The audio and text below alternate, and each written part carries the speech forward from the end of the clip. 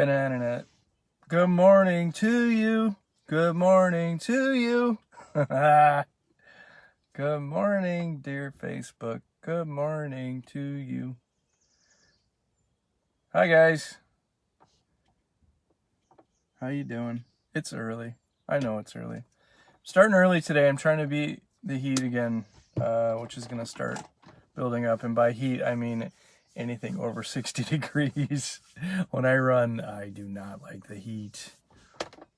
But so anyway, I'm starting the live feed a little bit early because I want to get out on the trails a little bit early. Back at one of my favorite places, Whiting Road, the Whiting Road Trail. I got to hit the, hi Sue, good morning. Did you catch my song? It was pretty amazing. Hi, Mary Jo, hi. You could have sang along with me. Yeah, I got to do 7 miles today, so it's midweek run, a little bit longer. We have 4.5, 7, and 4.5. And then this weekend, I think I've got 5 and 10 to do mileage-wise. So, back over here at one of my favorite trails again. I did Casey Park yesterday, extended that out to 4.5, and then 7 here, so I got to go over, I got to connect Whiting Road over to Big Gosnell again, so which is really nice. It's a pretty trail. It's a pretty run. It's going to be really nice. I don't know, even if it's not a good run, it's still a good time out in the woods. And a couple of Zoom meetings today, and that should be it. Which is good for me, really. I think any more than 2, and I'm just drained. That Zoom fatigue hits me hard. So I like to get my runs in and out of the way first thing in the morning. Such a nice time to be out in the woods. And it's not too busy here yet. This is a very popular trail. It ends up with a lot of mountain bikes on this trail. So got to watch out for those a lot. But it's so pretty. It's such a great run. I love this spot. So, Mary Jo, your book, have you gotten through Chasing the Scream at all? I think the last time we talked about it, you had gotten into the first chapter, and that was about it. It gets much, much better. Who's been at the center? So right now, oh yeah, good reminder. Thank you. So Monday we reopened the center. Limitedly, of course, the gym is not open. We don't have anything on the schedule yet or plans for opening the gym. But the center is open on a limited basis. I think we're limiting the number right now to 10. That may be extended. Kirsten and Yana have been there. And I don't know if they're both going to be there. I don't think they're both going to be there every day, but one of them is going to be there at the center between 11 and 3, Monday through Friday. So anyone that's in need of additional support or talk to somebody or something like that, we have places to sit outdoors. Of course, if the weather's not nice, there's the center indoors. But practicing social distancing, you have to wear a mask, all that other kind of stuff. So, but it's there for anyone that needs it, or needs them. So please feel free to stop in Monday through Friday, 11 to 3 are the hours for that. And then we're starting to talk about limited outdoor program restarting soon. So hopefully in July, the beginning of July was the last I heard. Haven't even picked it up. Well, it's good. It gets better after he gets through all the historical stuff and a couple of case studies, but he talks about a couple of experiences with folks, and then toward the end goes into some different relevant, how do we apply these different thoughts to how we're addressing the epidemic today. And when I say epidemic, I'm talking about the addiction epidemic, not the pandemic that is COVID. We're dealing with a lot of different social ills right now, but but the addiction epidemic, and how different countries that he's gone to have dealt with it in different ways. Like Portugal has completely decriminalized all substances, pretty much, and taken the money that they would have otherwise spent on criminal prosecution and, housing inmates. I mean, that's a substantial cost, in putting it into prevention, education, and addiction treatment programs, such as ROCovery Fitness, and how it's much more effective. It has reduced they had one of the worst overdose rates in the world at one time, and now are one of the best. Their addiction rate is among the lowest in the world. Just some programs around the world that have really gotten away from the whole war on drugs. So he really goes into that a lot more. So I got a lot more interested in the book when I got to that part. And now I'm reading, he talks a lot about, there's a whole chapter on Vancouver. Vancouver was, and now I'm reading Gabor Mate's book, In the Realm of Hungry Ghosts, which he was hired as a physician for sort of a progressive program in Vancouver, where they converted a bunch of these old dilapidated hotels into homeless encampments and in agencies where they utilize these old abandoned hotels to take care of people, and again decriminalizing different things. And so Canada's not as far along the curve as, say, Switzerland or Portugal, but they're following that trajectory. I think the Prime Minister up there is also a lot more progressive in the treatment of addiction and things like that. But Gabor Mate, I started reading yesterday, and just right off the bat, really am connecting with this book as well. And Johan Hari uses, a lot of research from Dr. Mate in his book, Chasing the Scream. So they're both kind of interrelated quite a bit. And it's funny because at the very beginning, he even starts out saying, in the United States, his preface to the whole book, the United States is 5% of the world's population. It's 5% of the world's population, but represents 25% of the incarcerated population of the world. So we are completely disproportionate with the number of people we have incarcerated in this country. Many of which, the majority of which, and it's not overstating to say, the majority of people in prison and jail are there because of addiction issues, which just does not make any sense to anyone. Incarceration helped no one ever. It's the opposite of what we should be doing with people who are wrestling with addiction. So it's really interesting, and it's really, I don't want to get into a whole controversial topic thing. This is supposed to be about running, but also about, larger topics as well. And that's a really strong one. I think we always advocate for better services for our community, for the recovery community and those that are still suffering. So, in fact, we have a Zoom call today to advocate with one of our local congressmen over laws. And yes, Mary Jo, the overdose rate and fatalities from overdoses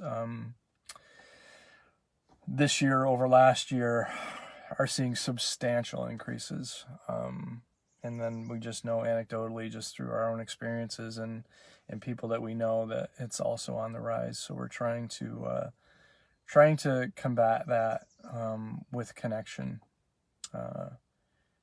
I can't stress enough how important that is, how important this connection is, how important it is that we connect with people in our community, to be there for one another, right? To in whatever way that is, that most helps somebody. So we're really trying to do that. Hi, Nicole. Hey, I have not seen you in a while. Yeah. I think it's you know, it's obviously it's all over, and it just further proves the point that, you know, the opposite of addiction is connection, right? Because when that connection's not there, addiction runs rampant. It really, you know, not just for substances, but you know, any addiction really, process addictions we talk about a lot as well. You know, whether it be gambling, pornography, you know, shopping, internet, you know, being utilizing things to distract us, you know, in an obsessive way. I think that pretty much clearly defines an addiction. But anyway, so yeah, so it's been a really interesting book, and I did finish. So I finished Born to Run. I finished Chasing the Scream.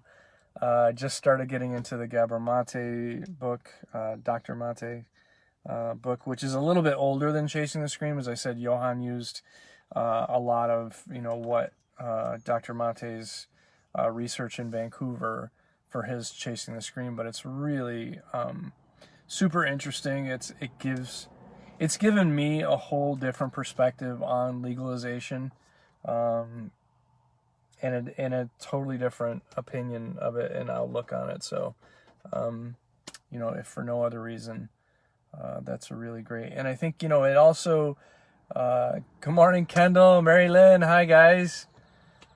Thanks for joining me. I think it also plays into, I mean, it's no secret, you know, that our marginalized communities and communities of color are even more representative of, you know, the incarcerated population. I think just on a numbers standpoint, it's hard to argue that fact. You know, unjustly targeted for prosecution for use of substances where it's not representative of the actual use that's going on, right? So it all ties in together, and that can get overwhelming, right? If we look at one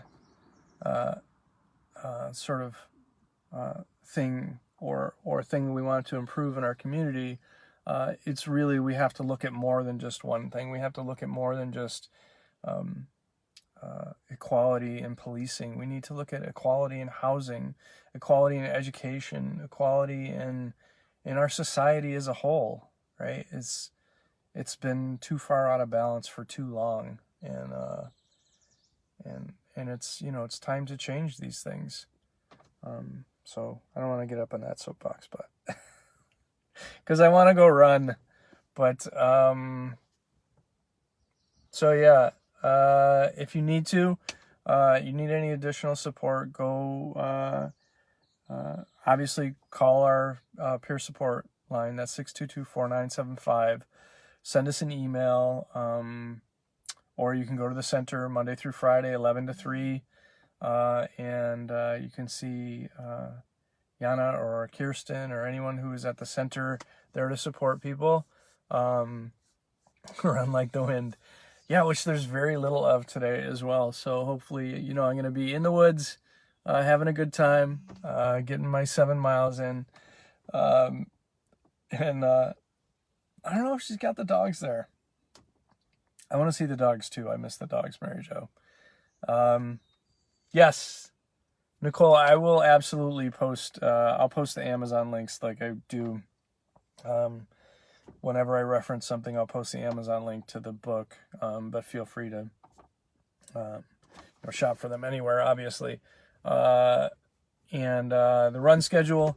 So also Friday, we're getting closer to starting the Couch to 5K program, but every Friday at noon, I'm on our live Facebook feed with the Road to ROCovery 5K program. Just been giving tips and tricks and ways to prepare for the Couch to 5K program for folks that want to get involved in running, who really don't consider themselves runners, or anyone who is a runner and a runner